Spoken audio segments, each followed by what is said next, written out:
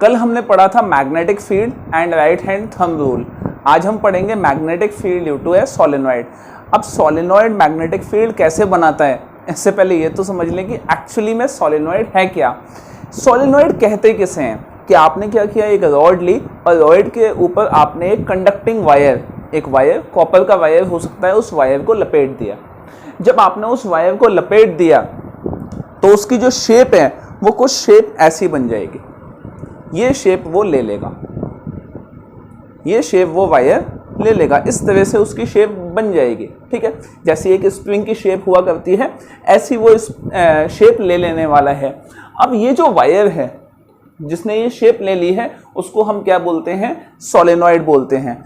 अब उस सोलेनॉइड को जब हम बैटरी से कनेक्ट कर देते हैं तो ये जो वायर है इसकी शेप कैसी आ गई, इसकी शेप कुछ ऐसी आ गई। और इस सोलेनॉइड को जब आपने बैटरी से कनेक्ट कर दिया तो आपको इस सोलेनॉइड में इस बैटरी की वजह से करंट फ्लो होने लग जाएगा। तो जब इस सोलेनॉइड में करंट फ्लो होने लग जाएगा तो उसकी वजह से कुछ मैग्नेटिक फील्ड पैदा होने लग जाएगी। अब मैग्नेटिक फील्ड का डायरेक्शन क्या होगा, कैसे वो मैग्नेटिक फील्ड जनरेट होगी, उसके बारे में आगे पढ़ेंगे। पहले तो ये लिख लेते हैं कि सोलेनॉइड एक्चुअली है क्या। ठीक है, तो सोलेनॉइड के बारे में जो मोटा मोटी तौर पे समझ में आया है वो सोलेनॉइड क्या है। सोलेनॉइड एक कॉइल है जिसमें बहुत सारे सर्कुलर टर्न्स हैं जो कि कंडक्टिंग वायर से बने हुए हैं, और इन सर्कुलर टर्न्स में जब करंट फ्लो करवाते हैं तो मैग्नेटिक फील्ड जनरेट होता है। ठीक है, तो देखिए ये डेफिनेशन हम लिख लेते हैं। solenoid is a coil having many circular turns. Coil is made up of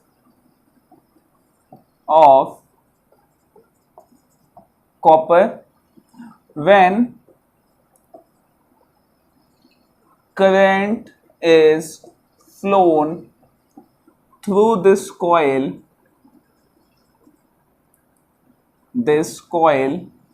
then magnetic field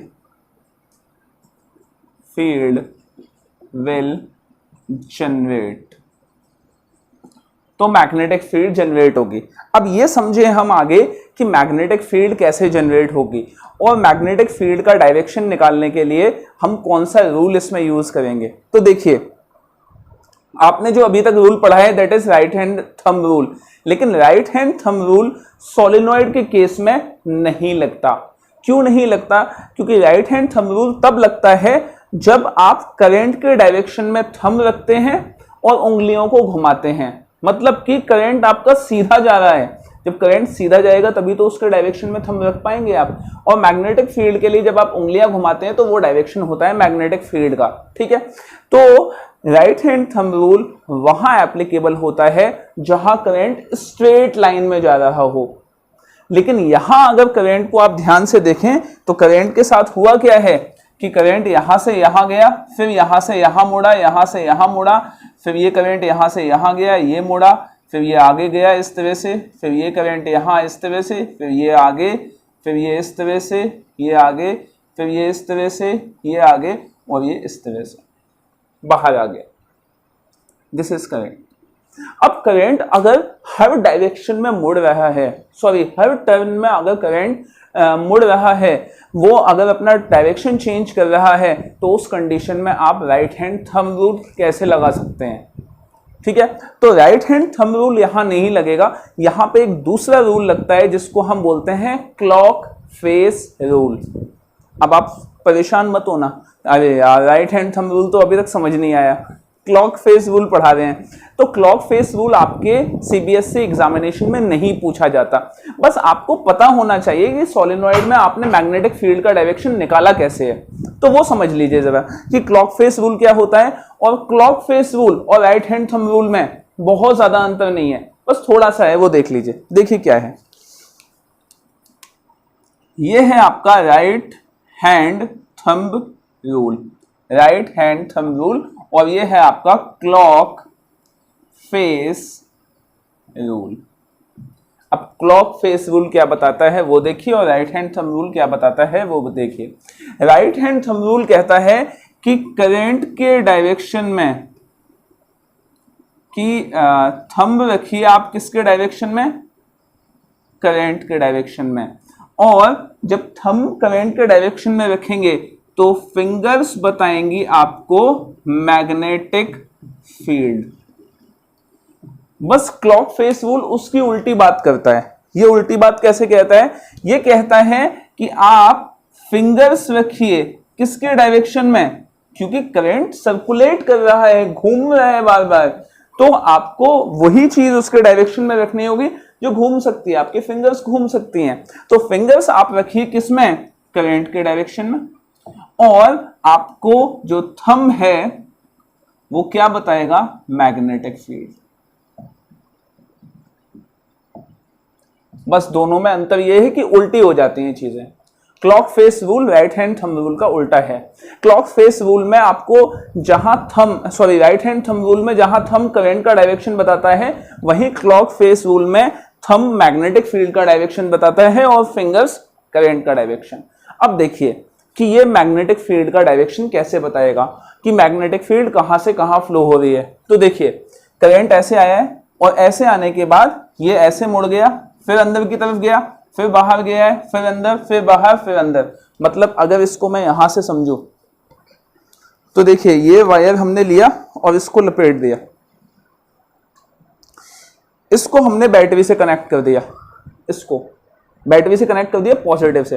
positive से कनेक्ट करने के बाद करंट कहां से आया, करंट यहां से ऊपर आया, यहां से अंदर गया, फिर इस तरह से घूमता हुआ आगे गया। तो करंट किस तरफ घूम रहा है, ऐसे घूम रहा है। अगर करंट इस तरह से सर्कुलेट हो रहा है तो आपने फिंगर्स करंट के डायरेक्शन में ऐसे रख दी, फिंगर्स ऐसे रखी, क्योंकि करंट ऐसे ही तो घूम रहा है। देखिए यहां से ये ऐसे आया, फिर ये आगे गया है करंट, तो ये आपने फिंगर्स ऐसे रखी। उसके बाद अपने थंब को कर दिया क्या, स्ट्रेच। जो डायरेक्शन आपके थंब का होगा वही डायरेक्शन मैग्नेटिक फील्ड का होगा। क्या समझ में आ गई बात। तो करंट ऐसे और थंब ऐसे, तो मैग्नेटिक फील्ड का डायरेक्शन कहां है, अंदर की तरफ। देखिए करंट ऐसे, ठीक है, मैग्नेटिक फील्ड अंदर की तरफ। तो ये हो गया मैग्नेटिक फील्ड का डायरेक्शन, ये इस तरह से।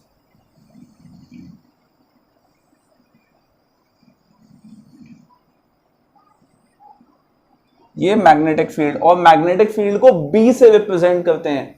जहां इलेक्ट्रिक फील्ड को ई से रिप्रेजेंट किया जाता है, मैग्नेटिक फील्ड को बी से रिप्रेजेंट किया जाता है। ये हो गया बी। क्या आपको समझ में आ गई बात। ये मैग्नेटिक फील्ड का डायरेक्शन हो गया। अब एक चीज और, कि करंट कैसे सर्कुलेट हो रहा है, उसकी वजह से मैग्नेटिक फील्ड का डायरेक्शन क्या होगा वो आपने देख लिया। अब मैग्नेटिक फील्ड के डायरेक्शन के हिसाब से आपको पोल भी डिसाइड करने होते हैं। पोल कैसे डिसाइड करने होते हैं, अगर मैग्नेटिक फील्ड बन रही है तो मैग्नेटिक फील्ड हमेशा नॉर्थ से साउथ की तरफ ट्रेवल करती है, हमेशा, ठीक है। अब मैंने कहा कि मैग्नेटिक फील्ड इसमें अंदर की तरफ जा रही है, तो अगर मैं बार मैग्नेट का एग्जांपल ले लूं, ये नॉर्थ ये साउथ, तो नॉर्थ से मैग्नेटिक फील्ड लाइन बाहर निकलती है और साउथ में अंदर एंटर होती है। नॉर्थ से बाहर निकलेगी और साउथ में अंदर एंटर होगी। तो जब भी हम बात करेंगे कि मैग्नेटिक फील्ड लाइन अंदर जा रही है, तो इसका मतलब है उस साइड कौन सा पोल बन जाएगा, उस साइड कौन सा पोल बनेगा, साउथ पोल बनेगा। क्या समझ में आ गई बात। तो इस साइड कौन सा पोल बनेगा, साउथ बनेगा। ये हो गया कौन सा, साउथ पोल, और ये साउथ है तो ये कैसा हो गया, नॉर्थ हो गया, ठीक है। तो अब करंट का डायरेक्शन देख के मैग्नेटिक फील्ड में पोल कैसे बताएंगे आप, इसको आप लिख लेना। क्लॉक फेस रूल जो मैंने मिटा दिया है, इसको आप बैक करके देख लेना, ठीक है। तो देखिए कैसे, करंट का डायरेक्शन क्या था, करंट का डायरेक्शन था ये, करंट ऐसे आया, ठीक है, और ऐसे गया, मतलब करंट ऐसे घूम रहा है। ये वाला जो डायरेक्शन है वो कौन सा डायरेक्शन है, ये वो डायरेक्शन है जिस डायरेक्शन में क्लॉक मूव करती है, क्लॉक चलती है, तो इसको हम बोलते हैं क्लॉकवाइज डायरेक्शन। तो जब करंट क्लॉकवाइज घूमेगा तो वहां पोल कौन सा बनेगा, करंट जब क्लॉकवाइज घूमेगा तो उस डायरेक्शन में आपने फिंगर्स रखी, थंब अंदर की तरफ गया, मतलब मैग्नेटिक फील्ड अंदर गई, तो मैग्नेटिक फील्ड अंदर गई तो वहां पे पोल कौन सा बन गया, साउथ पोल। क्या समझ में आ गई बात? तो देखिए यहां पे कि करंट अगर क्लॉकवाइज है, क्लॉकवाइज, तो मैग्नेटिक फील्ड एमएफ क्या होगी, मैग्नेटिक फील्ड पोल क्या होगा, साउथ पोल। और इसको दिखाने का एक तरीका क्या है वो देखिए कि जो मैग्नेटिक फील्ड है वो कैसे जा रही है, मैग्नेटिक जो करंट है वो कैसे फ्लो कर रहा है, करंट फ्लो कर रहा है कुछ इस तरह से, ठीक है, ये ऐसे, ये क्लॉकवाइज ही तो है, ये क्लॉकवाइज है और इसको मैंने यहां से ऐसे कनेक्ट कर दिया, तो कौन सा पोल हो गया, साउथ पोल। करंट का डायरेक्शन क्या है, क्लॉकवाइज, तो ये हो गया आपका करंट का डायरेक्शन क्लॉकवाइज और पोल हो गया साउथ, ठीक है। नेक्स्ट दूसरा देखिए, अब देखिए यहां से बाहर, अगर मैं, ये तो वो था जहां से करंट एंटर कर रहा था, अब ये वो है जहां पे करंट बाहर आ चुका है, तो देखिए करंट कैसे बाहर आया है, यहां से ऐसे घूमता घूमता घूमता घूमता इस डायरेक्शन में आया, तो करंट यहां से बाहर ऐसे निकला है, तो करंट का डायरेक्शन यहां पे जो है वो कैसा है, करंट का डायरेक्शन यहां पे कैसा है, ये जो डायरेक्शन है ये क्लॉक के अपोजिट डायरेक्शन है, मतलब ये अगर क्लॉक के अपोजिट है तो ये एंटी क्लॉकवाइज हो गया, एंटी क्लॉकवाइज है तो आपने करंट के डायरेक्शन में फिंगर्स रखी और मैग्नेटिक फील्ड का डायरेक्शन थंब बताएगा, तो मैग्नेटिक फील्ड कहां आ गई, बाहर की तरफ, तो मैग्नेटिक फील्ड अगर बाहर आ गई तो इसका मतलब है मैग्नेटिक फील्ड बाहर कहां से निकलती है, नॉर्थ पोल से, तो अगर करंट एंटी क्लॉकवाइज फ्लो कर रहा है, करंट क्या है, एंटी क्लॉकवाइज, तो मैग्नेटिक फील्ड कौन सा पोल दिखाएगी, नॉर्थ पोल, ठीक है, नॉर्थ पोल। और इसको शो कैसे करेंगे हम कि देखिए करंट का डायरेक्शन क्या है, करंट का डायरेक्शन है ये, यही तो है करंट का डायरेक्शन, ऐसे ही करंट फ्लो कर रहा है, ये ऐसे, और आपने इसको क्या कर दिया, इसको ज्वाइन कर दिया, तो कौन सा पोल बन गया, ये बन गया नॉर्थ पोल, ये एन हो गया, ये एस हो गया, ठीक है। तो नॉर्थ पोल से हमेशा मैग्नेटिक फील्ड लाइन बाहर निकलती हैं और साउथ में एंटर होती हैं। हमारी अर्थ की ग्रेविटेशनल फील्ड के साथ भी यही है, जो नॉर्थ पोल है, नॉर्थ पोल है हमारा कनाडा के आसपास, कहीं कनाडा है उसके आसपास नॉर्थ पोल है, वहां से मैग्नेटिक फील्ड लाइंस निकलती हैं और साउथ में एंटर होती हैं, ठीक है। तो ये मैग्नेटिक फील्ड का पैटर्न होता है। तो सोलेनॉइड समझ में आ गया आपको, क्लॉक फेस रूल समझ में आ गया, और मैग्नेटिक फील्ड कैसे बनेंगी वो आ गया। जब भी आपसे सोलेनॉइड पूछा जाए तो आपको कितना लिखना है वो समझ लीजिए, आपको एग्जामिनेशन में लिखना है, ये डायग्राम बनाना है और इतनी थ्योरी लिखनी है, ठीक है। इसके बाद एक और थ्योरी लिख लीजिए आप, magnetic field in solenoid is found with the help of clock face rule। Clock face rule से मैग्नेटिक फील्ड लाइन का डायरेक्शन पता चलता है। दो तरह के क्वेश्चन बनते हैं यहां से सोलेनॉइड में। पहला क्वेश्चन ये बनता है कि फाइंड, ये क्वेश्चन ये होता है, what is the nature of magnetic field at the centre of solenoid. Magnetic field का नेचर कैसा होता है सोलेनॉइड के सेंटर में। तो देखिए मैग्नेटिक फील्ड लाइंस को अगर आप देखेंगे सेंटर में, तो सारी की सारी लाइंस लगभग सीधी जा रही हैं, ठीक है। तो सीधी अगर जा रही है तो उसके लिए आप बोलेंगे कैसी मैग्नेटिक फील्ड होगी, यूनिफॉर्म मैग्नेटिक फील्ड होगी। तो सेंटर पे कैसी होगी, at centre uniform magnetic field. ये क्वेश्चन आते ही आते हैं, एक और बता रहा हूं। और दूसरा क्वेश्चन ये पूछा जाता है, मैग्नेटिक फील्ड जब हम सेंटर से सोलेनॉइड के एंड्स की तरफ मूव करते हैं तो कैसी होती है, what is the magnetic field when we moves towards the end of the solenoid. Solenoid के एंड्स की तरफ बढ़ते हैं तो मैग्नेटिक फील्ड का नेचर कैसा होता है, तो जैसे जैसे हम सोलेनॉइड के एंड की तरफ बढ़ते हैं मैग्नेटिक फील्ड कम होती जाती है, वो कम होती जाती है। कितनी कम हो जाएगी, अगर आपसे पूछ लिया जाए कितनी कम हो जाएगी, सीधे लिख दीजिए आधी हो जाएगी, हाफ हो जाएगी मैग्नेटिक फील्ड। जब आप सेंटर से एंड की तरफ जाएंगे तो मैग्नेटिक फील्ड हाफ हो जाएगी। क्या समझ में आ गई बात, ठीक है। तो ये लिख लीजिए यहां पे, magnetic field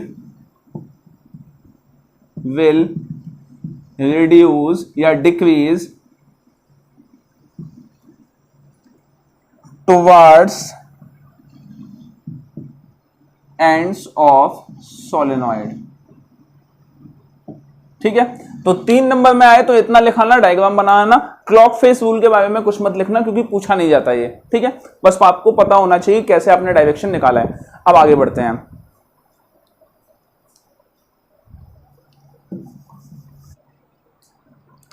next topic is magnetic field due to circular coil.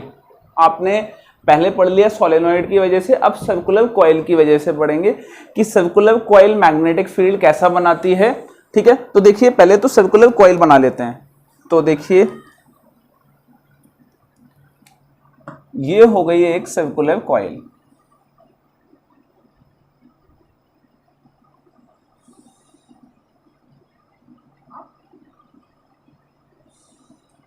इस सर्कुलर कॉइल को आपने कनेक्ट कर दिया किससे, बैटरी से।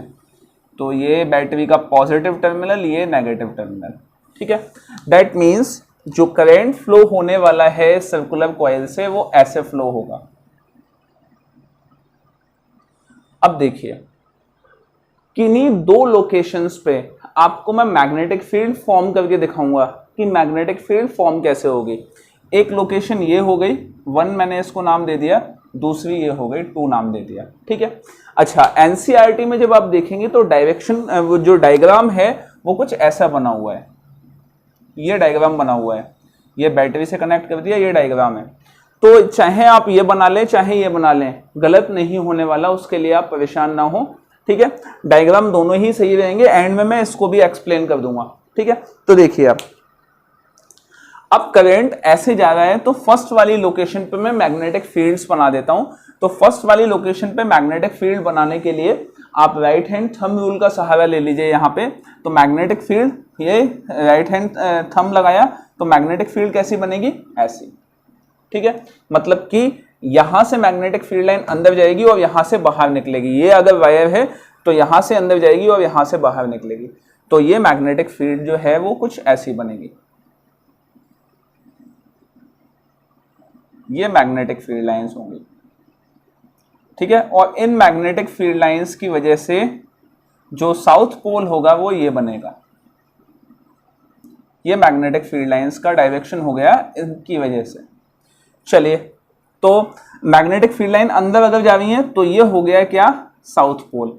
अब देखिए दूसरा मैग्नेटिक फील्ड लाइन इस वाली पोजीशन के लिए निकालते हैं। तो यहां पे आपने थंब रखा और ये ऐसे मैग्नेटिक फील्ड लाइन बनाई। तो थंब ऐसे रखा, ये मैग्नेटिक फील्ड लाइन, मतलब मैग्नेटिक फील्ड लाइन ऐसे बनेगी, यहां से अंदर की तरफ जाएगी और यहां से बाहर की तरफ निकलेगी। तो ये मैग्नेटिक फील्ड का डायरेक्शन ये हो गया।